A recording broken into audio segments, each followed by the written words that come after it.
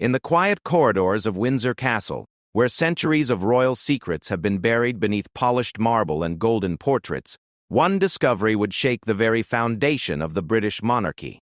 What happens when a simple security guard stumbles upon a document that could change the line of succession forever? When William, a devoted palace guard with 20 years of faithful service, accidentally uncovers Queen Elizabeth's most guarded secret, a hidden will that deliberately excludes Prince Charles from the throne, the royal family's carefully constructed facade begins to crumble. This is not just a story about power and inheritance. It's about loyalty, betrayal, and the devastating weight of truth that some secrets carry. As William grapples with knowledge that could destroy everything he's sworn to protect, he must decide whether silence is golden or if some truths are too important to remain buried. The monarchy has survived wars, scandals, and revolutions, but can it survive the revelation of a grandmother's final shocking decision about her own son? William Matthews had always believed in the power of routine. For 23 years he had walked the same corridors of Windsor Castle, checking the same locks, monitoring the same security points, and maintaining the same unwavering respect for the royal family he served. At 58, his graying temples and steady gait marked him as one of the most trusted guards in the castle's employ. His colleagues often joked that William knew every stone, every secret passage, and every creaking floorboard better than some of the royals themselves. The morning of October 15th started like any other. William arrived at the castle gates at precisely 6:30, exchanged pleasantries with the night shift guards, and began his rounds through the east wing. The autumn air carried a crisp bite that reminded him of his childhood in Yorkshire, where his father had worked as a groundskeeper for a local estate. Service to the crown ran in the Matthews family blood, and William wore his duty like a badge of honor. The Queen had been particularly active in recent weeks, despite her advancing age. At 97, she still insisted on maintaining her schedule, though her staff had noticed subtle changes. Her handwriting, once firm and decisive, had developed a slight tremor. Her conversations, typically sharp and purposeful, occasionally wandered into memories of decades past. Dr. Sarah Chen, her personal physician, had quietly increased her visits, though officially, Her Majesty's health remained robust. Prince Charles, now in his mid-70s, had been preparing for his eventual ascension to the throne for his entire adult life. The transition plans had been refined and re-refined countless times. Palace staff spoke in hushed tones about the inevitable changing of the guard, though none dared suggest it might happen soon. The Queen's longevity had become legendary, and many believed she might rule until her 100th birthday or beyond. William's rounds that morning took him through the private apartments, a privilege afforded only to the most senior guards. The corridors in this section of the castle were lined with priceless artwork, each piece telling a story of British history. Ming vases stood sentinel beside doorways that had witnessed the rise and fall of empires. Persian rugs, gifts from long-dead shahs and emperors, cushioned footsteps that had carried news of victories and defeats across centuries. As he passed the Queen's private study, William noticed something unusual. The heavy oak door, typically sealed shut when Her Majesty was not present, stood slightly ajar. A thin sliver of morning light streamed through the gap, casting elongated shadows on the opposite wall. William paused, his trained instincts immediately alert. Security protocols were sacred in the royal household, and any deviation demanded investigation.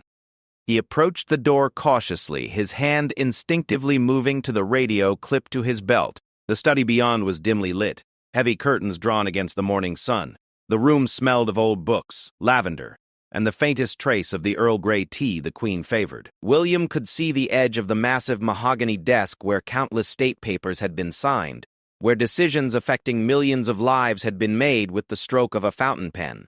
The Queen was not in the room, which both relieved and puzzled William. Her schedule showed no appointments until 11, yet someone had clearly been here recently. A teacup sat on a silver tray, still warm to the touch. Papers were scattered across the desk's leather surface in a way that suggested hurried activity rather than the Queen's typically meticulous organization.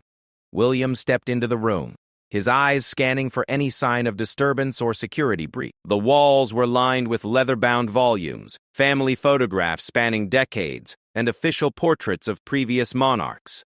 A fire crackled softly in the ornate fireplace, casting dancing shadows that seemed to bring the painted faces to life. It was then that he noticed the safe. Hidden behind a sliding panel disguised as a bookshelf, the safe stood open, its heavy door revealing an interior lined with burgundy velvet. William had never seen it before, despite his years of service and intimate knowledge of the castle's layout. The sight of the open safe triggered every security alarm in his mind. Had there been a break-in? Was the Queen in danger?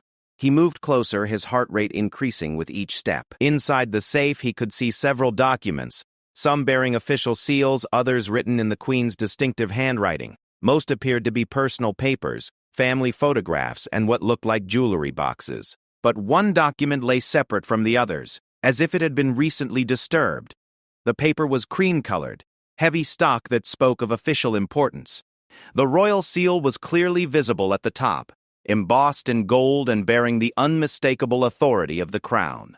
William's eyes were drawn to the title, written in formal script across the top of the page, Last Will and Testament of Elizabeth Alexandra Mary Windsor, by the grace of God, of the United Kingdom of Great Britain and Northern Ireland, and of her other realms and territories, Queen, head of the Commonwealth, defender of the faith. William's breath caught in his throat. He knew he was looking at something he should not see, something that could change his life forever. Every instinct told him to back away, to close the safe, to pretend he had never entered the room. But curiosity, that most human of failings, rooted him to the spot. The document was dated just 6 months earlier, far more recent than any will should be for someone in apparent good health. As William's eyes scanned the formal language, certain phrases jumped out at him like lightning strikes. The language was clear, unambiguous, and devastating in its implications. I, Elizabeth Alexandra Mary Windsor, being of sound mind and body, do hereby revoke all previous wills and testaments. The standard opening gave way to paragraphs that grew increasingly extraordinary. The Queen had made specific provisions for her personal effects, her private estates, and her considerable personal wealth. But it was the section dealing with the succession that caused William's knees to weaken. Regarding the matter of succession to the throne, while bound by the laws of Parliament and constitutional tradition, I wish to express my personal concerns regarding the fitness of my eldest son, Charles Philip Arthur George, to assume the responsibilities of the crown. The words seemed to burn themselves into William's memory as he read. The Queen had documented, in her own careful handwriting, a litany of concerns about Prince Charles's judgment, his controversial opinions, his fitness to rule. But the most shocking revelation came in the document's final paragraphs. While acknowledging that she could not legally alter the line of succession, the Queen had taken an extraordinary step. She had made provisions to ensure that certain critical state secrets, personal royal papers, and access to private royal accounts would bypass Charles entirely, going directly to Prince William, her grandson. The implications were staggering. While Charles would technically inherit the throne, he would do so stripped of crucial resources and information that had been passed down through generations of monarchs. The Queen had effectively created a shadow inheritance that would severely hamper her son's ability to rule effectively. William's hands trembled as he read the Queen's personal statement, written in her own hand at the bottom of the document. I have watched my son for 75 years, and I fear that the qualities that make him a passionate advocate for his beliefs may prove unsuitable for the delicate balance required of a constitutional monarch. History will judge whether I was right to take this action, but I cannot in good conscience leave him access to powers and secrets that could damage the institution I have spent my life protecting. The sound of footsteps in the corridor beyond snapped William back to reality. He could hear voices approaching, one of which he recognized as the Queen's private secretary. In a moment of panic, William realized he had been standing in the forbidden study for nearly 10 minutes, reading documents that could destroy the royal family if their contents became public. He quickly stepped back from the safe, his mind racing. Should he close it? Should he leave it as he found it? The footsteps were getting closer, and he could now make out words in the conversation beyond the door. They were discussing the Queen's morning schedule, debating whether to cancel her afternoon appointments due to fatigue. William made his decision. He backed toward the door, leaving everything exactly as he had found it. If the safe had been left open deliberately, it was not his place to close it. If it had been left open accidentally, someone would discover the oversight soon enough. His job was to observe and report, not to interfere with royal business. As he slipped out of the study and back into the corridor, William's mind struggled to process what he had just read. The knowledge felt like a physical weight on his shoulders, a burden he was not equipped to carry. He had stumbled upon a family secret so profound that it could reshape the future of the British monarchy. The approaching voices belonged to Margaret Thornbury, the Queen's private secretary, and Dr. Chen, who were deep in conversation about Her Majesty's recent behavior. William nodded politely as they passed, his face betraying nothing of the turmoil in his mind. "Good morning, William," Margaret said with her usual crisp efficiency.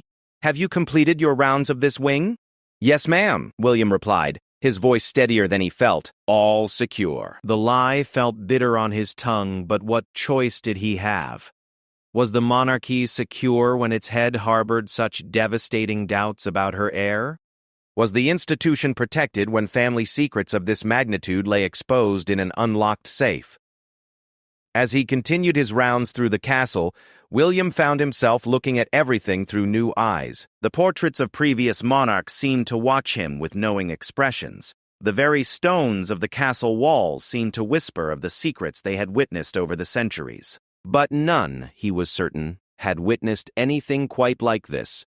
The weight of knowledge pressed down on him with each step. William had always prided himself on his discretion, his loyalty, his ability to serve the crown without question. But now he found himself in possession of information that challenged everything he believed about duty, loyalty, and the nature of service itself. By the time he completed his morning rounds, William had made a decision that would change his life forever. He would say nothing about what he had discovered, but he would also begin to pay closer attention to the dynamics within the royal family. If the Queen harbored such serious doubts about Prince Charles, perhaps there were signs he had missed, clues that might help him understand the full scope of the crisis brewing within the monarchy. As he walked through the castle's ancient halls, William couldn't shake the feeling that he had become an unwitting participant in a drama that would unfold over the coming months and years.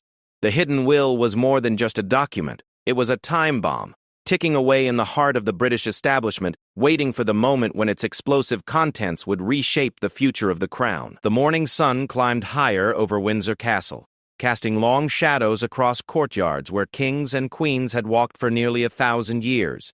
But in the mind of one loyal guard, the shadows had grown deeper, and the certainty that had guided his life for decades had begun to crumble, like ancient mortar exposed to an unexpected storm. The days following William's discovery passed in a haze of careful observation and growing anxiety.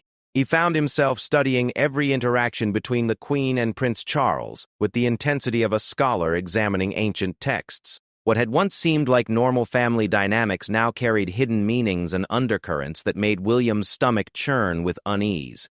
3 days after finding the will, William witnessed a scene that would haunt him for weeks. He was stationed outside the Queen's private dining room when Prince Charles arrived for their weekly lunch meeting. The conversation that followed, though conducted in hushed tones, carried through the slightly open door with devastating clarity. "Mother, I've been thinking about the Commonwealth tour next spring," Prince Charles said, his voice carrying the measured tones of someone who had spent decades in public service. "I believe it would be beneficial if I took the lead on the environmental initiatives, particularly in the Caribbean nations."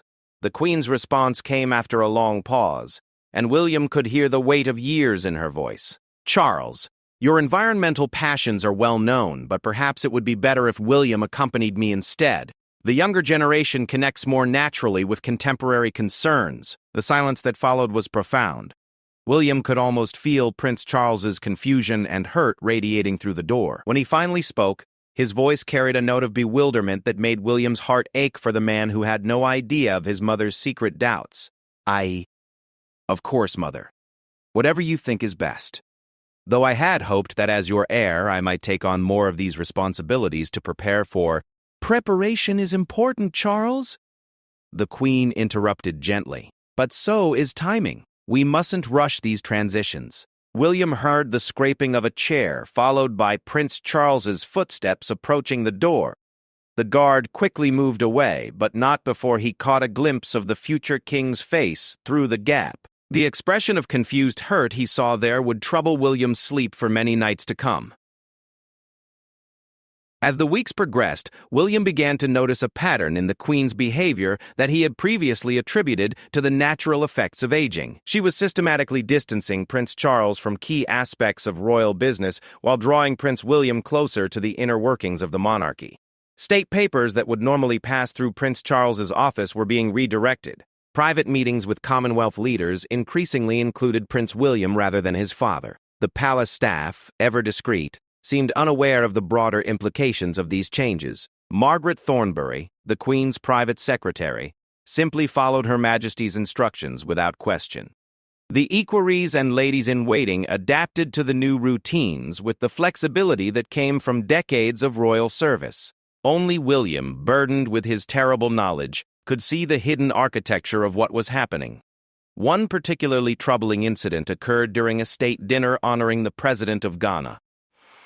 William was on duty in the reception hall when he overheard a conversation between Prince Charles and Lord Pemberton, a senior member of the Queen's Advisory Council. They were discussing trade agreements and diplomatic protocols when Lord Pemberton made a casual comment that stopped William's blood cold.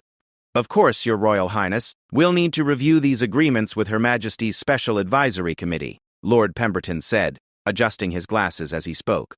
"Though I understand there have been some changes to the access protocols recently." Prince Charles frowned, clearly puzzled. "Changes?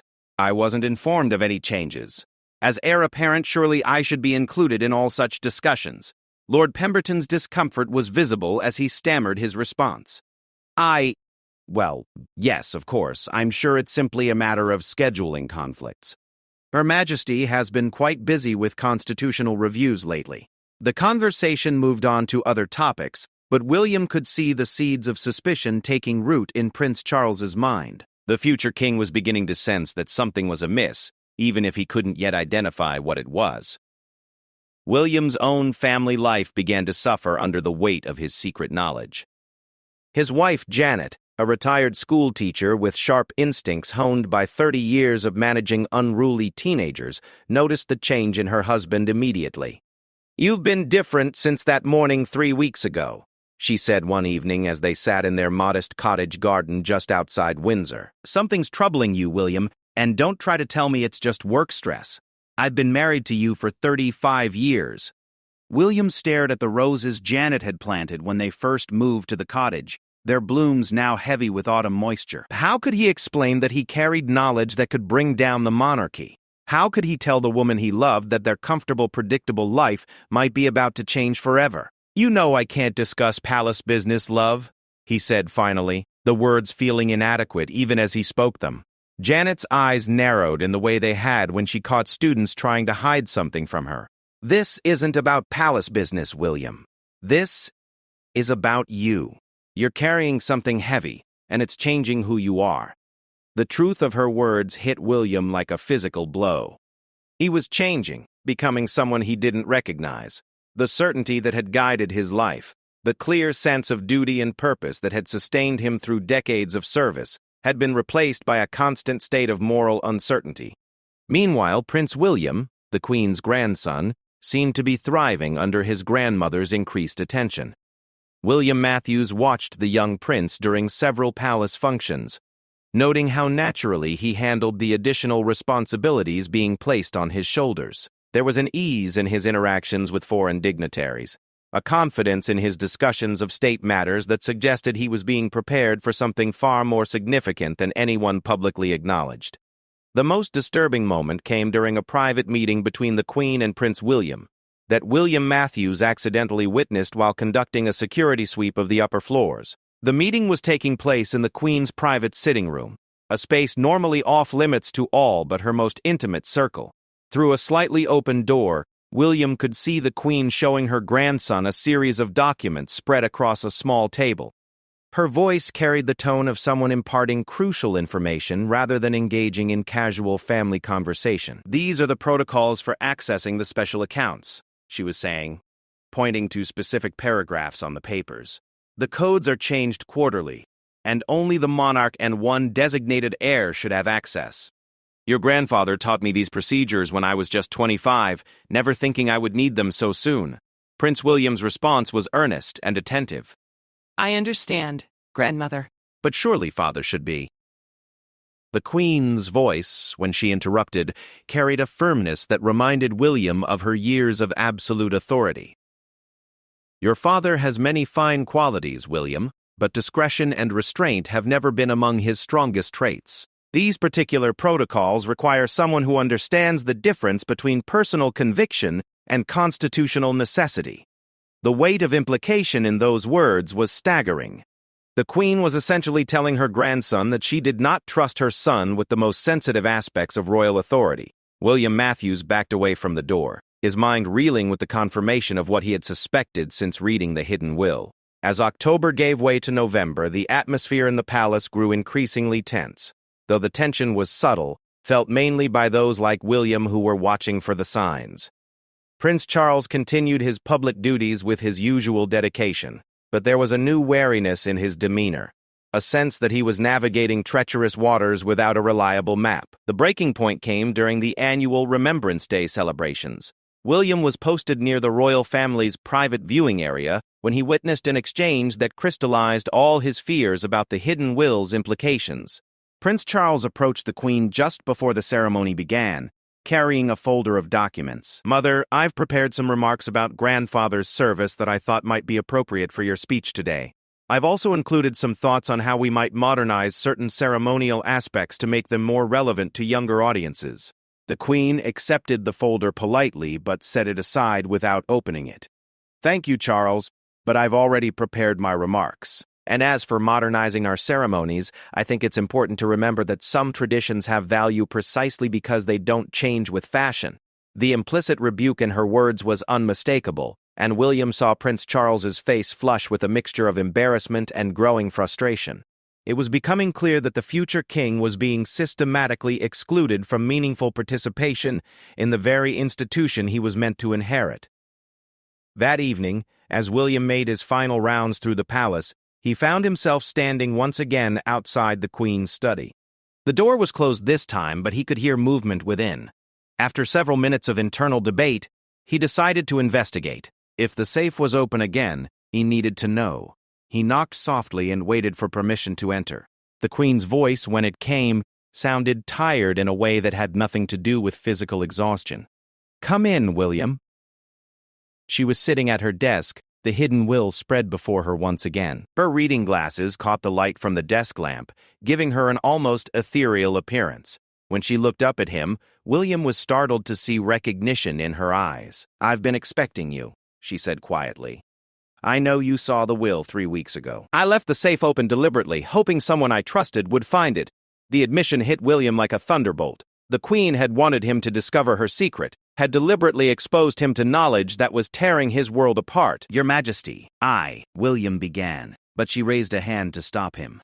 "I needed someone to know, someone whose loyalty I could trust absolutely. The burden of this decision has been overwhelming, and I feared that if something happened to me before I could act, the knowledge would die with me." William stood frozen in the doorway, aware that his life was about to change irrevocably. The Queen was not just sharing her secret, she was making him complicit in it, drawing him into a conspiracy that challenged everything he believed about duty, loyalty, and the nature of service to the crown. "Sit down, William," the Queen said gently. "It's time we had a proper conversation about what I've done and why I believe it was necessary." As William lowered himself into the chair across from the desk, he realized that there was no going back. Whatever came next, he was no longer simply a guard protecting the royal family. He had become a keeper of secrets that could reshape the future of the British monarchy, and the weight of that responsibility was both terrifying and inescapable. The conversation that followed would remain etched in William's memory for the rest of his life. The Queen, this woman who had ruled for more than 7 decades, spoke to him with a vulnerability he had never imagined possible. In the soft light of her private study, surrounded by the weight of history and tradition, she revealed the personal anguish that had driven her to make such a devastating decision about her son's future. "I've watched Charles his entire life," she began, her voice carrying the weight of a mother's love mixed with profound disappointment. "He is a good man, William, never doubt that. He loves his country, he cares deeply about the environment, about social justice, about the future of humanity. But those very passions that make him admirable as a human being may make him unsuitable as a constitutional monarch. The Queen paused, removing her glasses and rubbing her tired eyes. A constitutional monarch must be above politics, above personal opinion, above the temptation to use the crown's influence to advance particular causes, no matter how worthy. Charles has never learned that lesson. He sees the monarchy as a platform for change rather than as an institution that provides stability through constancy. William listened in stunned silence as the Queen detailed decades of concerns that had accumulated like sediment in her mind. Prince Charles's letters to government ministers advocating for specific policies, his public statements that crossed the line from ceremonial neutrality into political advocacy, his tendency to see constitutional limits as obstacles to overcome rather than boundaries to respect. The spider memos, the Queen said, referencing the black spider handwriting that characterized Prince Charles's frequent correspondence with government officials. He believes he's being helpful, offering guidance and insight, but he doesn't understand that when a future king expresses an opinion, it carries weight that can distort the democratic process. She opened a drawer and pulled out a thick folder filled with examples spanning decades. Letters to prime ministers about architecture, urban planning, agricultural policy, and climate change. Each one well-intentioned, each one crossing lines that constitutional monarchs were never meant to cross. I've tried to counsel him, tried to help him understand the delicate balance required of our role, the Queen continued. But he sees my restraint as cowardice, my constitutional duty as abdication of moral responsibility. He told me once that I had wasted opportunities to make the world better because I was too afraid to use the power of the crown for good. The pain in her voice was unmistakable as she recounted that conversation. William could see how deeply her son's criticism had wounded her, how it had forced her to question not just his fitness for the throne but her own legacy as a monarch. "The Commonwealth is watching us, William," she said, her voice growing stronger as she moved into more practical concerns. 15 realms still recognize the British crown as their head of state, but that loyalty is fragile. It depends on their respect for the institution, their trust that the monarch will remain above the political fray. If Charles ascends and begins using the crown to advocate for his environmental agenda or his architectural preferences, how long before Australia or Canada decides they no longer need a British head of state? The Queen showed William correspondence from Commonwealth leaders expressing subtle concerns about Prince Charles's future reign, diplomatic language that barely concealed deep reservations about his public statements and political involvement. The Governor-General of Australia had written that while Prince Charles was deeply respected for his environmental advocacy, there were questions about how his passionate commitments might translate to the constitutional role of head of state. "I've spent my reign building bridges, maintaining relationships, preserving the delicate trust that allows the monarchy to exist in a democratic age," the Queen explained. "I cannot in good conscience hand Charles the tools to tear down what I've spent 70 years building." William found his voice for the first time since entering the room.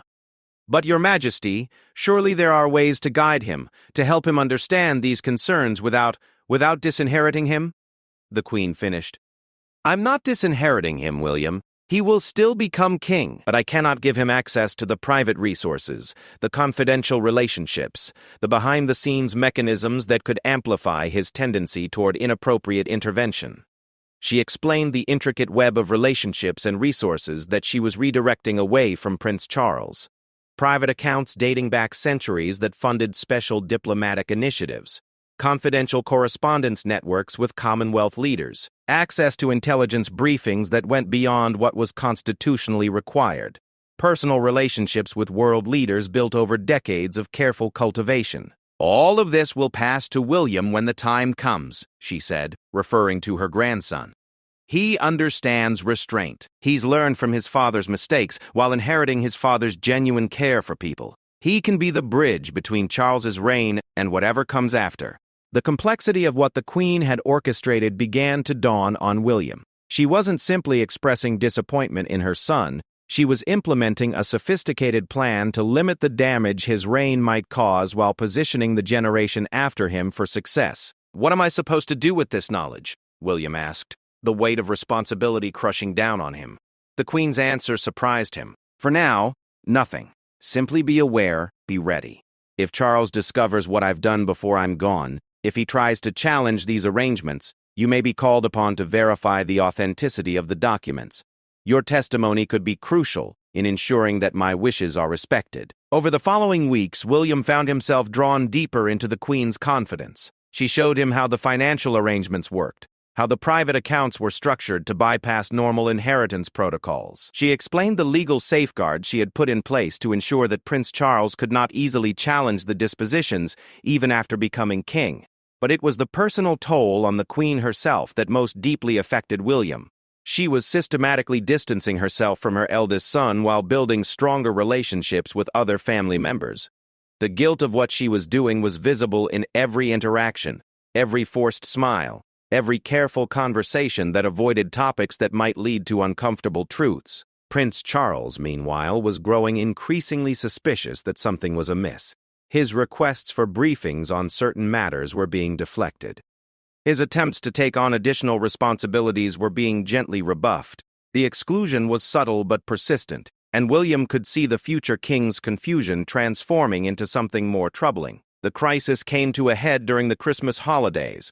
The royal family had gathered at Sandringham for their traditional celebration when Prince Charles confronted his mother about what he perceived as deliberate marginalization. William was on duty in the main house when he heard raised voices coming from the Queen's private sitting room. Despite every instinct telling him to walk away, he found himself positioned where he could hear the conversation that would change everything. "I know something's wrong, Mother," Prince Charles was saying, his voice strained with frustration and hurt. "I can see the way you look at me now, the way conversations stop when I enter a room.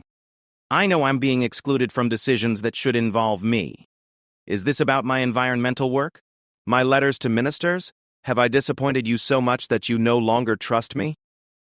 The Queen's response came after a long, painful silence. "Charles, you are my son, and I love you deeply. But love and trust are not always the same thing when it comes to constitutional responsibilities."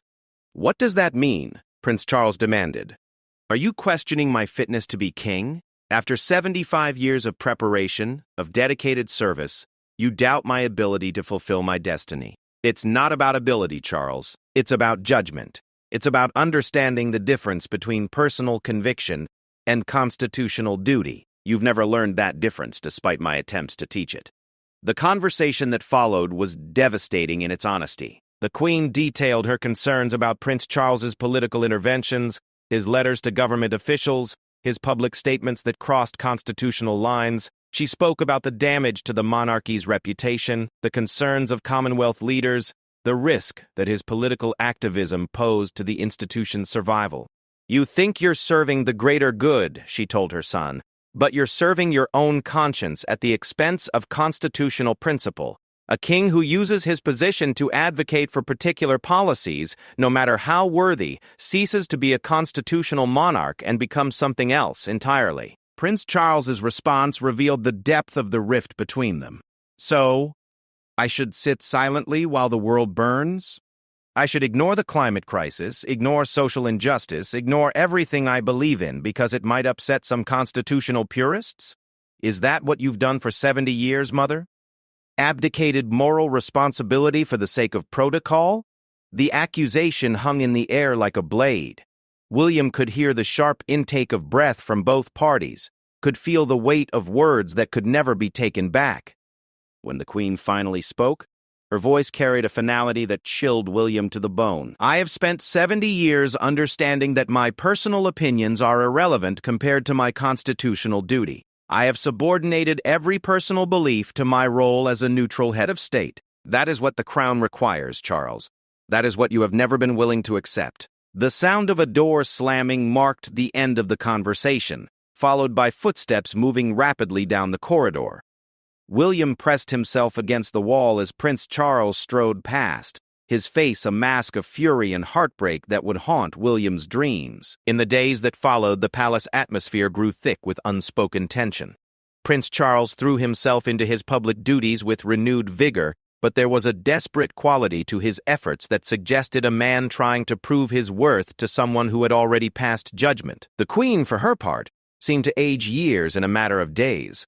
The confrontation with her son had cost her dearly, and William could see the weight of her decision pressing down on her with crushing force. She had chosen the institution over her child, duty over love, and the choice was destroying her, even as she remained convinced it was necessary. As winter deepened over Sandringham, William realized that the hidden will was no longer just a document gathering dust in a safe. It had become a living thing, a force that was reshaping relationships, destroying trust, and setting the stage for a constitutional crisis that could shake the monarchy to its foundations. The worst part was the knowledge that there was no going back. The Queen had set events in motion that would outlive her, that would continue to shape the royal family long after she was gone. Prince Charles would eventually discover the full extent of his mother's lack of faith in him, and when that day came, the explosion would be heard around the world. William Matthews, simple guard turned unwitting conspirator, carried these terrible truths with him as he continued his duties around the castle. But he was no longer protecting just the royal family's physical safety. He had become a guardian of secrets that could preserve or destroy the British monarchy, and the responsibility was almost more than one man could bear. The new year brought no respite from the tensions that had consumed the royal household. If anything, the Christmas confrontation had accelerated a crisis that had been building for months. Prince Charles threw himself into his public engagements with an almost manic energy, as if trying to prove his worthiness through sheer volume of activity. His speeches became more passionate, his environmental advocacy more urgent, and his constitutional boundaries more blurred. William watched this escalation with growing dread, knowing what the Queen knew, seeing the future king's behavior through the lens of her terrible prophecy. Each public statement that crossed the line between ceremonial duty and political advocacy seemed to validate the Queen's concerns, while simultaneously making her betrayal of her son more heartbreaking. The breaking point came in February, during a speech Prince Charles delivered to the World Economic Forum in Davos. William watched the live broadcast from the palace staff quarters, surrounded by colleagues who had no idea they were witnessing a moment that would define the future of the monarchy. Prince Charles, speaking with the passion that had characterized his entire public life, went far beyond the ceremonial platitudes expected of a constitutional monarch. He called for specific government actions on climate change, endorsed particular economic policies, and essentially used his platform as heir to the throne to advocate for a political agenda that, while admirable in its intentions, was completely inappropriate for someone in his position. World leaders must stop treating the climate crisis as a political football, he declared, his voice carrying the fervor of a true believer. The science is clear, the moral imperative is undeniable, and those who continue to prioritize short-term economic interests over the future of our planet will be judged harshly by history. I call upon the governments of the world, particularly those within the Commonwealth, to implement the carbon reduction strategies that we know will work, regardless of political considerations. The speech made headlines around the world, but not in the way Prince Charles had hoped. Constitutional scholars immediately questioned whether the heir to the throne had overstepped his bounds. Commonwealth leaders expressed private concerns about political interference from the future head of state. Opposition politicians in Britain demanded clarification about whether Prince Charles's views represented official government policy. The Queen's response was swift and devastating. She summoned her son to a private meeting the day after his return from Davos, and William found himself once again in the position of unwilling witness to a family drama that would reshape the monarchy. "You've left me no choice, Charles," the Queen said, her voice carrying a finality that made William's blood run cold. "I cannot continue to pretend that these are isolated incidents or youthful mistakes. You are 75 years old, and you still haven't learned the fundamental lesson of constitutional monarchy." Prince Charles's defense was passionate, but ultimately self-defeating. "I spoke the truth, Mother. The climate crisis is the defining challenge of our time, and if I can't use my platform to encourage action on the most important issue facing humanity, then what is the point of the monarchy at all? The point," the Queen replied with devastating clarity, "is to be above politics, to provide stability and continuity in a world of constant change, to serve as a neutral head of state who represents all citizens regardless of their political views. The moment you use the crown to advocate for particular policies, you stop being a constitutional monarch and become something incompatible with our democratic system."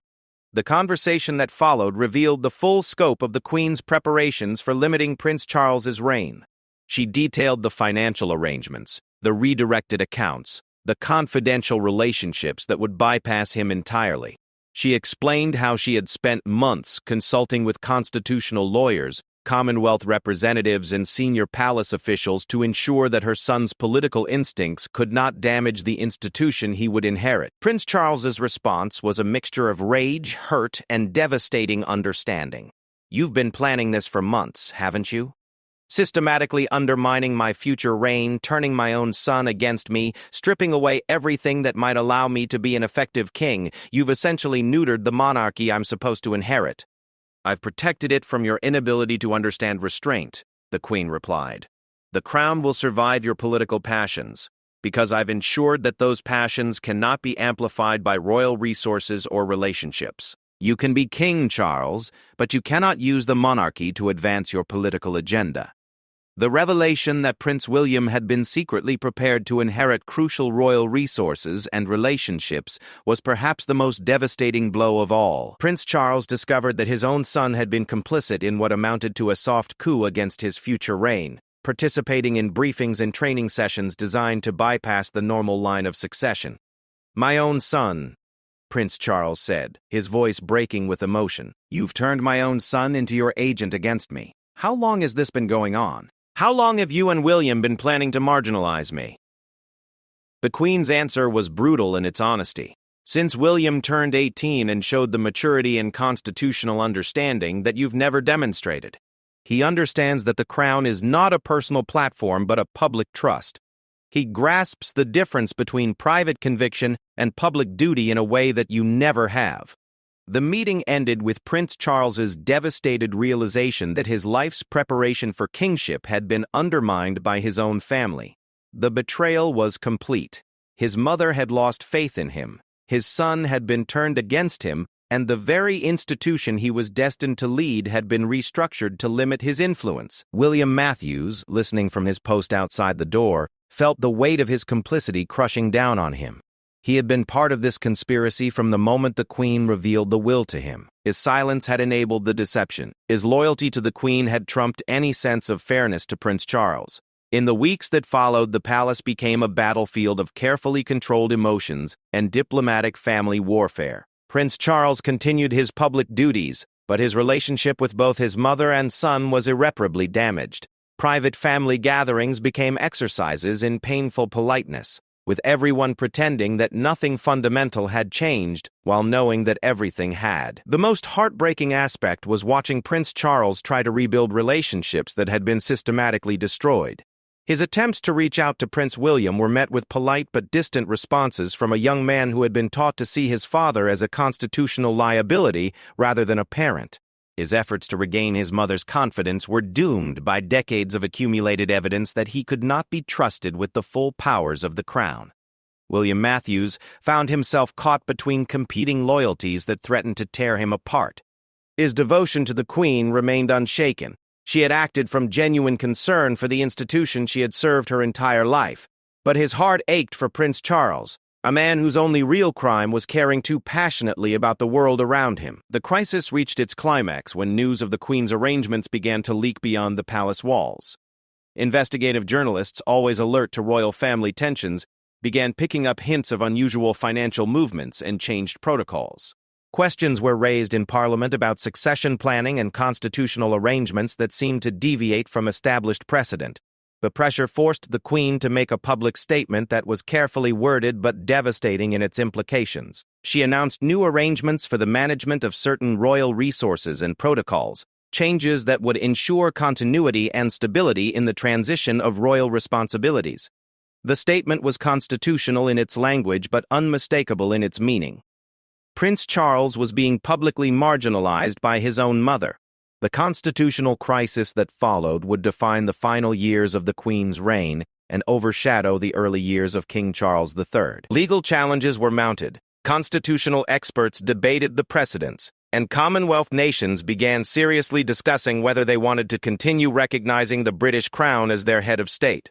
Prince Charles, when he eventually ascended to the throne following his mother's death later that year, found himself king of a monarchy that had been systematically weakened to contain his influence. The irony was devastating.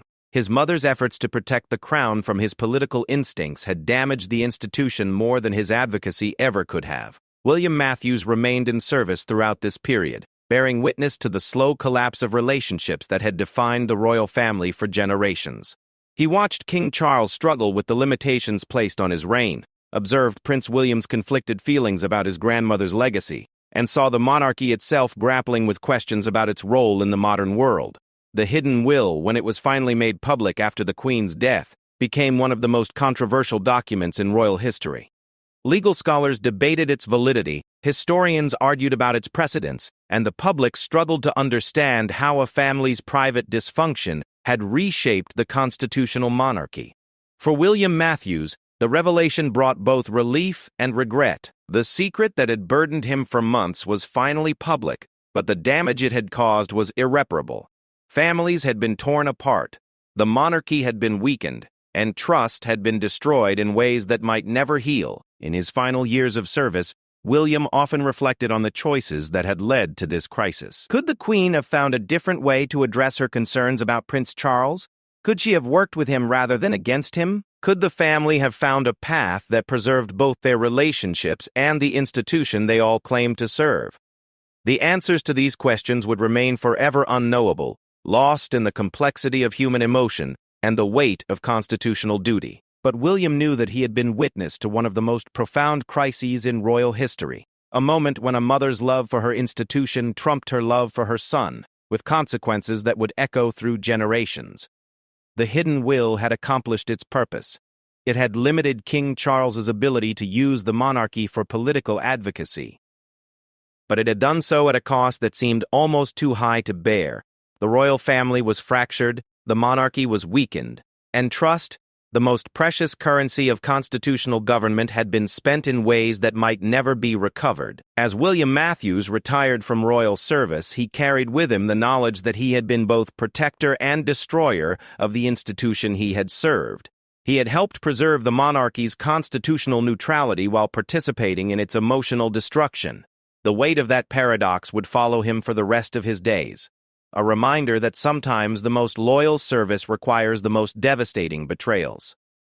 The British monarchy survived the crisis of the hidden will, as it had survived countless other challenges throughout its long history. But it emerged changed, scarred by the revelation that even within the royal family itself, the demands of duty could override the bonds of love. The institution endured, but the cost of that endurance was measured in broken relationships and shattered trust that would take generations to repair. In the end, the Queen's hidden will accomplished its stated purpose. It protected the monarchy from the political instincts of King Charles III. But it also revealed the terrible truth that institutions, no matter how ancient or revered, are ultimately sustained by human beings whose capacity for both devotion and destruction knows no bounds. The crown survived, but the family that wore it would never be the same.